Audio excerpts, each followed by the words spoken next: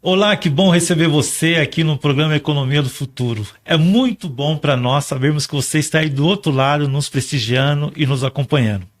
O programa Economia do Futuro é uma realização do grupo de pesquisa do Observatório da População Negra, também do programa PIC Zumbi. PIC Zumbi significa Programa de Iniciação Científica da Universidade Zumbi dos Palmares, e também conta com apoio do canal universitário e a TV Zumbi. E nós temos o nosso patrocinador, que é a editora Unizumbi. Seja bem-vindo, é muito bom ter você aqui conosco. E hoje, sobre o nosso convidado, eu quero ler uma frase que estava no Instagram dele que eu achei muito interessante. Não vou dizer ainda quem que é, para você ficar todo curioso e curioso do outro lado. A frase diz assim: não me procure no meu passado. Eu não estou mais lá. Eu não sou quem eu era. Eu não faço o que fazia. Eu não quero mais o que eu queria. Eu não sonho o que eu sonhava. Maturidade, meu amigo e minha amiga, não é você nunca se sujar, mas é você sempre estar pronto para se lavar quando for necessário. Seja bem-vindo ao nosso programa Economia Política do Futuro. O nosso entrevistado de hoje, ele é conhecido como o grandão da série DNA do Crime da Netflix. Ou também tem alguns que vai chamar ele simplesmente Dr. Emerson Ramayana. Olá, Dr. Emerson Ramayana, que bom receber você aqui. Também muito bom tê-lo aqui, Dr. Marcos Oliveira. Obrigado. Prazer ter você aqui junto com a gente nessa Economia do Futuro. Dr. Emerson, acontece o seguinte, esse nosso programa, ele vai fazer parte de uma série que nós vamos fazer 2 programas seguidos, falando sobre, dentro dessa lógica da economia política do futuro, a gente quer pensar um pouco o que seria a segurança do futuro, né? A Universidade Zumbi dos Palmares, desde 2003, tem trabalhado pela inclusão da população negra, pela inclusão do corpos negros em todos os lugares de destaque dentro da sociedade brasileira. E para isso, através do Observatório do Negro, através dos professores, dos cursos de graduação, pós-graduação, nós temos oferecido consultoria, assessoria, prestação de serviços. E um dos objetivos que nós temos é divulgar tecnologias sociais que foram sucesso na área de segurança, né? Porque, às vezes, quando a gente fala de segurança pública, às vezes as pessoas abordam só os problemas. Sim. Mas eu acho que é importante também a gente estudar aquilo que tem sido sucesso. E aí eu tenho uma pergunta para te fazer, para a gente começar esse nosso programa hoje com foco segurança do futuro, pensar o futuro para mudar o presente. O que é segurança? Segurança, primeiramente, em primeiro lugar quero agradecer também o convite aos Marcos. Os Marcos. É uma honra muito grande estar aqui participando nessa universidade, nesse programa, que é muito importante, né, para a luta antirracista, para a inclusão da pessoa preta em pé de igualdade na sociedade. E é muita honra e agradeço. A segurança é como você mesmo falou. Quando se pensa em segurança, ainda mais os ditos como especialistas em segurança pública, sempre citado a parte, digamos assim, do braço forte do Estado, né? Então, assim, a segurança pública ela é resumidamente citada apenas pelas ações da polícia, como que o Estado pode, através do seu poder de polícia, ter um mínimo de controle social sobre os corpos dos cidadãos. Mas a segurança ela não se atém somente a esse braço forte, né? Segurança uma concepção assim, para mim, é algo que lhe dá um suporte e assistência, inclusive o Estado deve isso, em todos os aspectos sociais, na saúde, na educação, saneamento básico, né? Um país como o nosso, muito rico, enorme, e aí a tecnologia sempre avançada, e é inconcebível hoje a gente ter locais, territórios que não tem saneamento básico, não tem esgoto, não tem água potável, e, enfim, a segurança ela é isso, é assistencialismo, e que deve partir do Estado, porque é uma ordem constitucional a todas as pessoas, em todos os aspectos da sociedade. Todas, né? Enfim, isso para mim, na minha concepção, é a concepção de segurança. Né? O que hoje em dia é citado só esse aí, que é o lado da segurança pública, o lado desse poder de polícia. Interessante. Tanto que nós temos áreas que vai discutir a questão da segurança alimentar, na verdade, Exato. Segurança ambiental, e tem que se ampliar mesmo esse conceito de segurança, né? Doutor Marcos, que bom recebê-lo aqui. Igualmente, aqui está presente. Obrigado, viu, doutor? Obrigado do convite, viu? Estamos juntos. Então tá bom, então tá bom. Passa a bola para você. O doutor Emerson, seja mais do que bem-vindo, mas eu queria até subir o sarrafo, porque a gente sabe que o senhor tem uma formação no direito, né? Não é só, e a gente fala só, o que é o ator, né? Ser só ator. Que é o ator?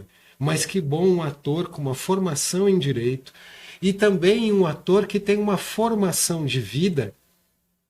E pegando o gancho do Dr. Marcos, é aquela coisa assim, o senhor com essa frase, o senhor já denota algumas coisas que hoje o senhor está numa outra fase, mas para nossa audiência é muito importante para a construção do pensamento, para a construção da discussão de segurança pública e da construção educacional, a gente saber um pouco mais da sua vida, e eu gostaria de cometer uma indiscrição.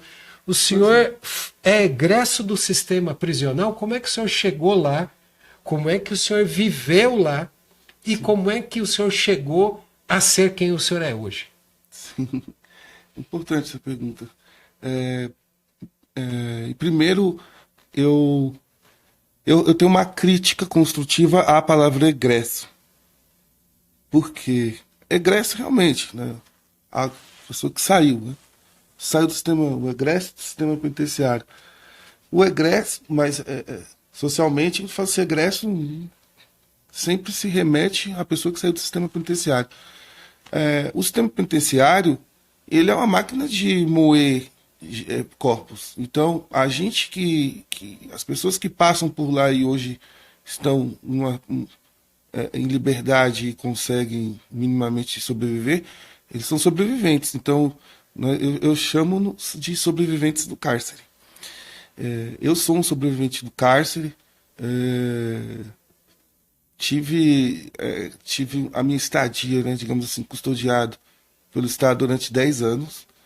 Então, eu conheço bem o sistema penitenciário por dentro e por fora.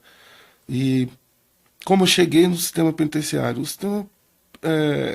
essa questão, que eu acredito até que vai ser abordado com certeza, do racismo estrutural, não que a gente vá justificar como que as pessoas possam cometer crimes, mas o racismo estrutural e institucional, esse sistema que nós temos no nosso país e, aliás, em boa parte do mundo, ela praticamente marginaliza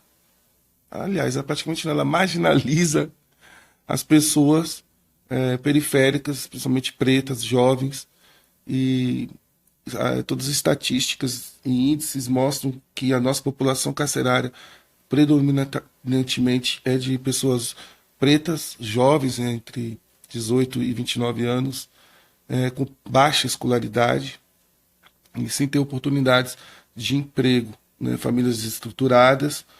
E eu parti dessa parte também. Quando era mais jovem, eu acabei, né, dessa marginalidade, entrando nesse ciclo, entrando nesse caminho tortuoso, ao qual, pela falta de oportunidade, eu não tive a mesma capacidade, força de ver minha família com fome e não conseguindo emprego e nem mesmo trabalho informal.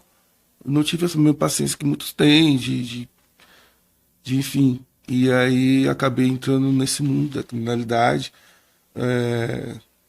a qual eu só vim perder, né? Eu não ganhei nada, eu só perdi a minha liberdade, perdi família, enfim.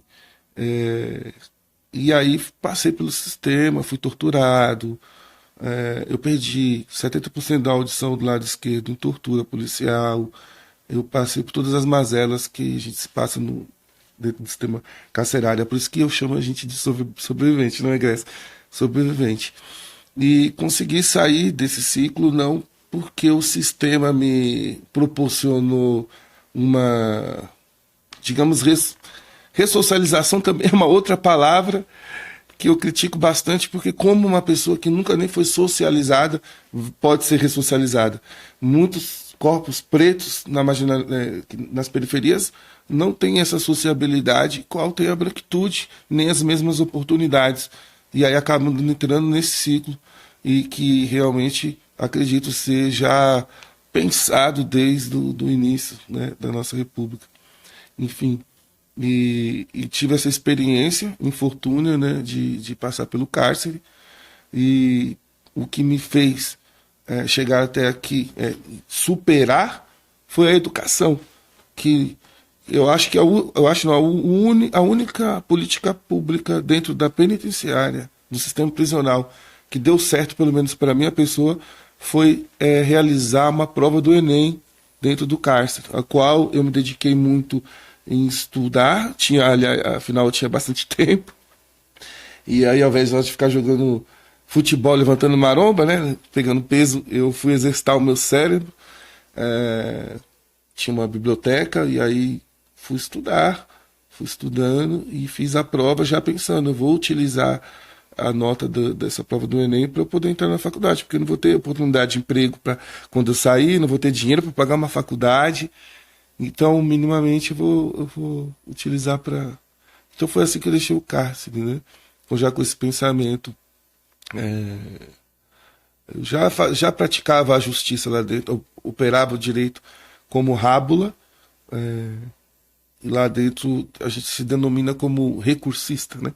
Eu aprendi com um senhorzinho que leu muito sobre Luiz Gama, e aí ele foi me ensinar como fazer habeas corpus, e aí eu comecei a elaborar habeas corpus, e, enfim, fui saindo daquele meio criminal para estudar e para ajudar, e aí aquilo foi me ajudando a sair desse ciclo. E aí me envolvi com a educação, através de uma fundação chamada FUNAP, qual atua dentro do sistema penitenciário, e passei a lecionar, né, para os companheiros de infortúnio, desde a alfabetização até o ensino médio, nós passamos por formação pedagógica, e a educação me fez resgatar muito a minha identidade, me fez aquele resgate de identidade, me fez abrir horizontes, e me fez sair um pouco do inferno de Dante. Porque o inferno de Dante, quando você perde toda né, a poesia, poema, que você perde a esperança, né? Quando você entra no inferno, você perde toda a esperança. Então a entrada no cárcere é a mesma coisa do inferno de Dante. Eu até cito essa obra no meu TCC. Porque você perde todas as esperanças. E a educação, ela foi começando a abrir de novo essas esperanças que eu já havia perdido, essa expectativa. E aí foi uma mola propulsora para eu conseguir sair, correr atrás. Falei, eu vou conseguir, eu tô aprendendo tanta coisa, reaprendendo. E enfim, foi isso que fez eu chegar até aqui. Por isso que eu não estou mais naquele passado, hoje estou aqui. É isso. Eu queria aproveitar o gancho e, sem ousadia, mas lhe parabenizar por ter passado por essa situação e por ter enfrentado, porque eu tenho certeza que hoje, o Dr. Marcos há de concordar comigo, o senhor num programa da Netflix, uma emissora de televisão e produtora de filmes mundial do streaming, o senhor, independentemente, doutor, do papel que esteja fazendo, ou de bandido, ou de policial, como ator, que o senhor vai contar com mais detalhes como chegou lá, mas o senhor é referência. Referência para o povo preto. Referência para o brasileiro, porque o brasileiro já acorda devendo. Sim. A grande maioria do brasileiro, realmente nós temos essa dificuldade, principalmente o povo preto, de conseguir, eu sou prova disso, eu sou fruto disso, de conseguir ascender socialmente. Porque a gente não está aqui para ficar parado no tempo. Mas aí, o senhor sendo uma referência, eu vou fazer uma pergunta muito capciosa, antes de relembrar as pessoas que estão nos assistindo de onde é que eu trabalho. Mas essa pergunta é muito capciosa, mas é para os jovens, principalmente, que estão nos assistindo, como meu filho, como filho do Dr. Marcos. Se fosse hoje, que o senhor é outra pessoa, que o senhor sobreviveu ao inferno como canta Mano Brown, o senhor, se pudesse voltar no tempo, sabendo o que o senhor sabe hoje, o sofrimento que o senhor passou, o crime compensa? A marginalidade compensa? Essa é a ideia. E essa é a pergunta. Vamos esquecer a situação de que a sociedade nos empurra para isso. Mas agora vamos puxar isso para nós, indivíduo, o indivíduo que está nos assistindo. Se o senhor pudesse voltar no tempo, sabendo o que o senhor sabe, o senhor teria dado uma volta, o senhor teria falado, eu não posso cair nisso porque eu vou sofrer tudo isso, ou talvez tudo isso que o senhor sofreu fez o homem que o senhor é? Boa pergunta, né? Ativa muitos gatilhos. Imagino. Eu talvez não seria o homem que eu seria hoje. Talvez não teria a fortaleza, não seria essa cascadura que eu acabei... a gente acaba calejando, enfim, mas jamais, nunca eu entraria para a criminalidade se eu soubesse tudo que eu passei. Porque não foi só a violência física que eu sofri, né? A emocional, psicológica, é algo assim, muito indescritível. A solidão, você está cercado de pessoas e mesmo assim estar só. Eu pensei que o senhor está emocionado, eu quero aproveitar isso aqui. O senhor, as pessoas glamorizam o crime, elas vivem do crime, da imagem do crime. A gente tem visto um crescimento absurdo de histórias contando crime e muitas vezes coloca o bandido como protagonista, mas o bandido como certo, mesmo que ele esteja errado. Não que o policial esteja certo, porque muitas vezes o policial, infelizmente, é errado. O político é errado. O professor é errado. Eu sou errado. Alguém é errado. Mas o que a gente não pode é fazer apologia ao crime, porque o senhor formado em direito é crime. E, primeiro, defender que o crime é algo legal. O senhor concorda comigo ou o senhor acha que não, está tudo bem? As pessoas não estão, às vezes, muitas vezes, achando que o crime compensa e não pensa naquilo que o senhor passou em 10 anos? O crime é um fenômeno social.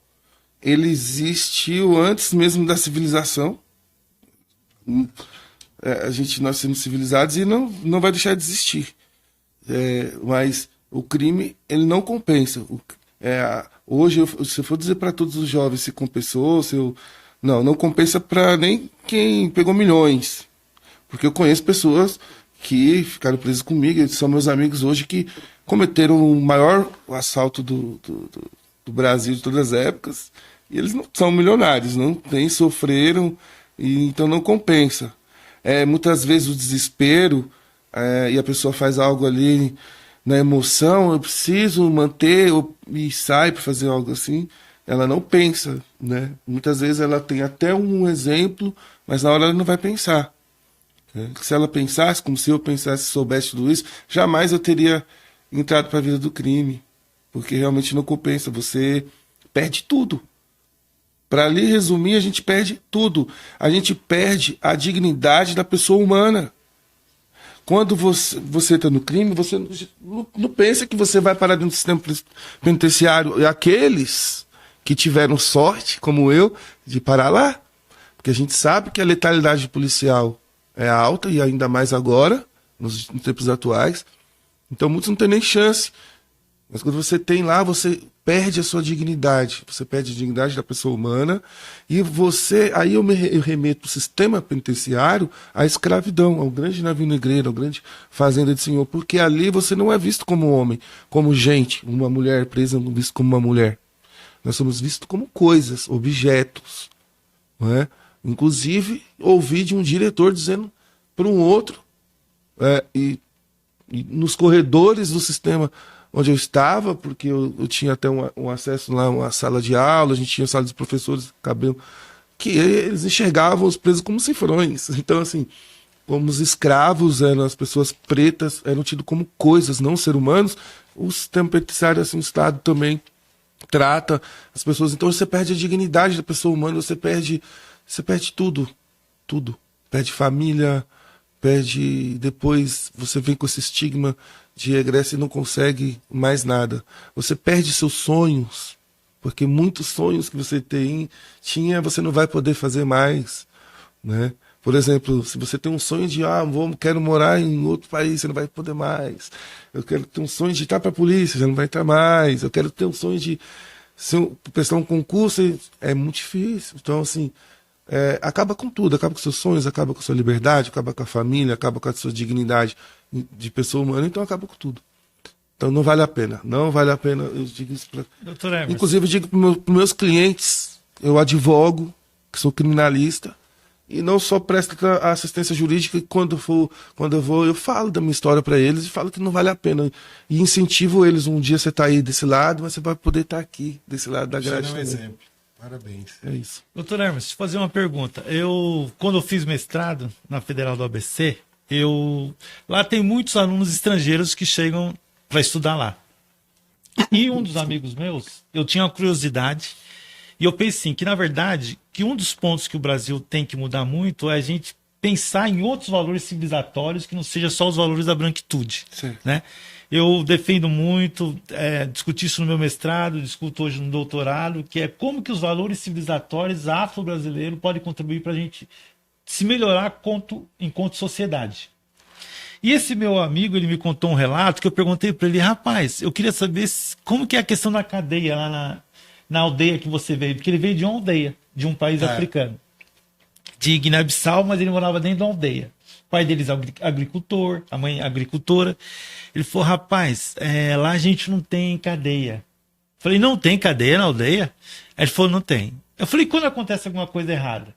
Ele falou assim, quando acontece alguma coisa errada com o indivíduo da nossa tribo, da nossa comunidade, reúne os mais velhos dessa comunidade e eles vão se questionar e vão problematizar aonde foi que eles erraram. O que foi que aconteceu para ter dado esse resultado. E aí eu gostaria de fazer uma pergunta para o senhor nesse sentido.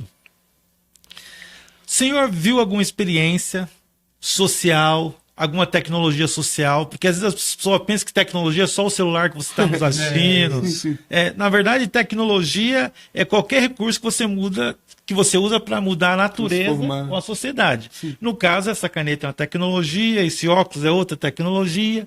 Na verdade, esse tênis que eu estou usando é uma tecnologia, tudo é tecnologia. Sim, todos os povos produzem tecnologia. E eu gostaria de perguntar para o senhor se existe... Houve alguma tecnologia, alguma questão que teve contato com a sua experiência e que está sendo desenvolvido hoje, que você acha que é capaz de prevenir essa multidão de pessoas que nós estamos encarcerando, que nós estamos isolando, ou nós estamos vivendo uma sociedade que, quando surge o problema, a gente só culpabiliza o indivíduo, mas não questiona quem somos nós? Só que eu vou te pedir um minutinho para responder, certo? Tá.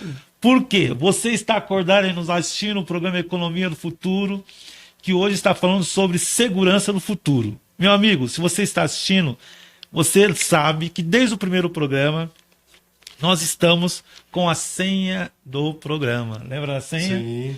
E hoje a nossa senha, quem enviar para a gente 4 senhas pelo WhatsApp vai ganhar esse livro, Contos Africanos.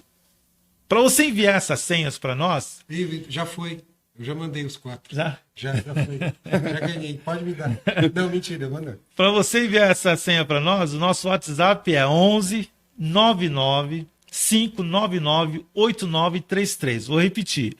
11 99 599 8933. Ou você pode também entrar em contato com a gente pelo nosso e-mail, que é marcos.costa@zumbidospalmares.edu.br. Não sei onde você está, que lugar do Brasil, que lugar do mundo que você está nos assistindo, mas se você mandar a senha, você está vendo essa imagem da senha e eu vou passar algumas dicas para você. Vamos lá. A nossa senha de hoje Esse personagem tem a ver um pouco com a sua história, tem a ver com tortura. Que interessante. Esse personagem também foi feita uma música falando sobre ele, e quem fez essa música foi o grande compositor e músico brasileiro chamado João Bosco. O nome da música é Mestre Sala dos Mares. Mestre Sala dos Mares. Já descobriu qual que é a senha de hoje? Já que eu olhei no papel aqui. Então tá colando. Tá colando. Então nós vamos aceitar a resposta do Dr. Marcos Alexandre. Então, ó, você vai mandar pra gente dizendo quem é esse personagem, ok? E agora nós vamos voltar para ouvir um pouco a resposta do Dr. Emerson. Se lembra ainda da pergunta? Sim. Pode falar. Sim. Marcos, hoje já existe uma tecnologia... De prevenção. Sim, até mesmo de resolução. Como interessante, como que seu amigo contou como é lá no país dele. Mas a gente já tem uma tecnologia chamada justiça restaurativa. Fantástico. Justiça restaurativa. E é uma tecnologia jurídica e social a qual é muito pouco falado, difundido, e também, infelizmente, no meio dos operadores do direito, ainda se tem uma certa relutância por parte, principalmente no Ministério Público e da magistratura brasileira, em estar se utilizando dessa ferramenta, que é muito importante. E a justiça restaurativa faz justamente isso. Ela pega todos os envolvidos, né? Não tem ali só o promotor, o juiz, é envolvido profissionais, psicólogos, psiquiatras, assistente social, advogados, representantes da comunidade, líderes comunitários, se reúnem junto com as partes e ali eles vão discutir, né? Fazendo com que tanto a pessoa ofensora, agressora, reveja, ela também seja ouvida para a gente saber o início do que se aconteceu de tudo. E aí não é só naquele fato, mas procurar saber aspectos de toda a vida da pessoa para a gente poder orientar, e da vítima também, e mediar ali nesse conflito uma solução restaurativa mesmo, uma solução menos punitivista, que não é símbolo de impunidade, porque haverá uma sanção e essa pessoa ela vai ter consciência dessa sanção, porquê, e de uma forma que ela venha aceitar como bom para ele ter uma transformação. É o que a gente faz, por exemplo, a gente faz, tem que ter cuidado de falar, mas mais antigamente, por exemplo, você vai colocar filho de castigo. Hoje eu vou colocar filho de castigo, mas a gente colocava, mano. Meu pai colocava de castigo. E meu pai fazia... Para pensar, isso. Mas na minha época era de castigo, digamos assim. Mas meu pai falava, você tem que pensar. Ele explicava o porquê. Eu tinha que falar o porquê que eu estava de castigo, que eu estava lá no cantinho de pensar. E o que depois... o que eu deveria fazer para melhorar. Então, a justiça restaurativa ela faz isso. O pluralismo jurídico é uma ferramenta que, para mim, já existe, mas é uma ferramenta moderna. O que é o pluralismo jurídico? Pluralismo jurídico é assim, a justiça ela não se concentra somente no Poder Judiciário. Ela pode ser realizada, por exemplo, em centros de justiça restaurativa. Hoje existe, por exemplo, o Centro de Direitos Humanos, de Educação Popular, que tem no Capão Redondo. Acho que é uma pioneira, que não sei se é bom ser pioneira, mas é uma das primeiras a se utilizar. São espaços, né, não bem no Poder Judiciário, mas são espaços que se realizam a justiça restaurativa. Então, para que assim você desafoga o Poder Judiciário e também a população carcerária, né? Claro, vai ter crimes com mais violência, ameaças, então aí a justiça restaurativa ela não alcança ainda.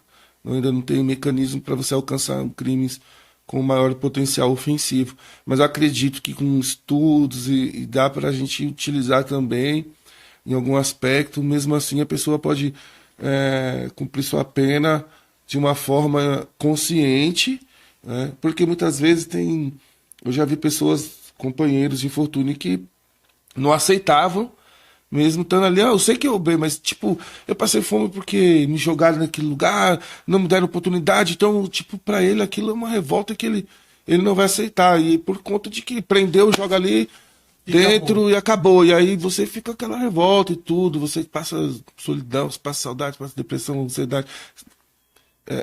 Então, tudo que você não tem acompanhamento nenhum. E então essa pessoa ele sai, às vezes, sem muita nem ter consciência. E geralmente sai pior. E sai pior, entende? Então eu acho que a justiça restaurativa é uma ferramenta que deveria ser mais utilizada, inclusive em crimes de maior potencial ofensivo. Não que... Interessante, eu participo de um grupo chamado Justiça Sem Muros. A gente estuda também métodos para poder realmente diminuir a população carcerária, porque não é a prisão que vai resolver o problema da criminalidade. Enfim, a gente tem que construir mais escolas e menos presídios. Mas é assim, todo um conjunto social para a gente sair dessa... Você falou a questão da escola, quero te fazer uma pergunta. Se eu estava analisando o programa Segurança do Futuro, algumas pesquisas da Defensoria Pública do Estado de São Paulo. E uma das coisas que eu achei interessante lá, a questão da letalidade. A maior parte dos jovens que foram mortos pela polícia, eles não tinham sequer terminado seus estudos. E percebe-se o quê? Que, analisando esses dados, tem muito a ver assim, que antes dele entrar na questão do ato infracional quando é adolescente, antes de ser depois incluído no sistema carcerário, ele passa por uma série de exclusões. E aí eu gostaria de te perguntar uma coisa. Eu sou professor do Estado também, né? E o que eu percebo? Que às vezes a escola tem dificuldade de lidar com as questões dos conflitos que ocorrem dentro da educação, né? Eu fui um adolescente que não fui recepcionado pela educação, saí na segunda série do ensino fundamental e voltei só aos 16 anos fazendo EJA. E toda a minha trajetória de estudo foi no EJA, né? Porque eu não me sentia contemplado pelo que eu aprendia na escola, tinha a questão do racismo estrutural que está presente na educação. Sim. Como que tem professores nos assistindo, tem diretores de escola, como que a gente poderia pensar essa segurança do futuro de maneira mais ampla, a partir da educação? Quais metodologias ou quais recursos que a escola poderia usar, por exemplo, da justiça restaurativa para lidar com a questão do conflito dentro do ambiente escolar? Legal. Acho que tem uma escola, acho que é em Portugal, se eu não me engano. Escola da Ponte? Que não tem muros, né? Tá. Sim. Eu acho uma boa iniciativa aquela para se implementar também no nosso país, em que se realmente usa-se esse o pluralismo jurídico, dentro da própria escola, resolver aqueles conflitos utilizando-se também dessa ferramenta da justiça restaurativa, em que não só você vai tomar uma suspensão, o diretor... Não, vamos sentar, os alunos, professores, coordenadores, diretores, numa roda de conversa, não tem hierarquia, não tem piso maior para abaixo, alguém atrás de uma mesa, não. Num círculo para mostrar o pé de igualdade, até mesmo para aquela pessoa que está no conflito, e ela tem também o espaço, né, de se defender sempre, claro, mas que seja resolvido assim entre a própria comunidade escolar, inclusive com a participação dos pais, da sociedade também. É muito importante. Eu vejo uma ligação também aí de criminalidade com essas exclusões, a evasão escolar também. Então, muitas vezes o jovem ele se evade da escola porque ele precisa ajudar os pais também. Trabalhar, mesmo que seja informalmente, e muitas vezes ele não consegue, e vê exemplos dentro da comunidade, das favelas, de às vezes um colega está dentro do tráfico, por exemplo, e o cara podendo comprar o pão de cada dia para os pais, ajudar os pais, ter um tênis bom, e o cara sai da escola e entra para a criminalidade muitas vezes, porque ele pensa em sustentar a família, e aí ele não consegue trabalho, e ele precisa sustentar, e muitas vezes esse jovem cai para a criminalidade, muitas vezes os pais não sabem. Consegui um bico, mãe, ali, e na verdade ele está indo para a biqueira lá. né? Ganha 70, 100 reais por dia, arriscando a sua vida, né? E aí muitas vezes ele tenta. E aí você evade da escola. Então, essa questão também de chamar o jovem, de ir atrás do jovem que evadiu, sabe? Dar uma assistência. Por que esse jovem evadiu, esse aluno evadiu? Busca ativa, né? Vamos buscar ele, vamos lá na família, vamos e trazer ele de volta, vamos... o problema é familiar lá, o emprego, vamos qualificar os pais, vamos colocar no programa de inclusão, emprego, trabalho, enfim. E é isso. E a resolução desses problemas em conjunto, eu acredito, com todos da escola.